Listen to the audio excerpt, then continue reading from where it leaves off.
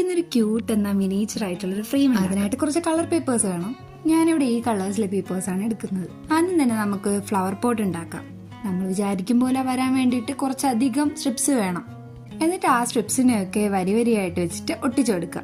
എന്നിട്ട് അതിനെ റോൾ ചെയ്തെടുത്തിട്ട് അതിനൊരു ബ്രഷ് ഇട്ടിട്ട് അകത്തോട്ട് ഇൻസേർട്ട് ചെയ്യുമ്പോഴത്തേക്കും അതൊരു പോട്ടിന്റെ ഷേപ്പിലാക്കി. അടുത്തായിട്ട് മിനി ഫ്ലവേഴ്സ് ഉണ്ടാക്കിയാലോ? ഞാനിവിടെ റെഡും ബ്ലൂവും ഫ്ലവേഴ്സ് ആണ് ഉണ്ടാക്കാൻ ഉദ്ദേശിച്ചിട്ടുള്ളത്. ഹേർട്ട് ഷേപ്പ് ആയതുകൊണ്ട് തന്നെ അതിനെ ആദ്യം റോൾ ചെയ്തെടുക്കുക. എന്നിട്ട് നമ്മളെ ഫിംഗർ വെച്ചിട്ട് ജസ്റ്റ് ഒന്ന് പ്രസ് ചെയ്ത് കൊടുത്താൽ അതൊരു ഹേർട്ട് ഷേപ്പ് ആവും.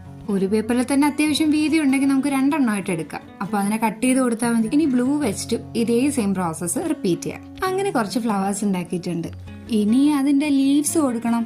അപ്പോൾ ഇവിടെ ഒരു ട്രാൻസ്പെറന്റ് സ്റ്റിക്കി നോട്ടാണ് ഞാൻ എടുക്കുന്നത്. ആ സ്റ്റിക്കി നോട്ടിനെ 2ആയിട്ട് ഫോൾഡ് ചെയ്തതിന് ശേഷം സെന്ററിൽ കൂടെ കട്ട് ചെയ്താൽ മതി. ഇനി അതിനെ വീഡിയോയിൽ കാണിക്കുന്ന പോലെ ജോയിൻ ചെയ്ത് കൊടുക്കുക.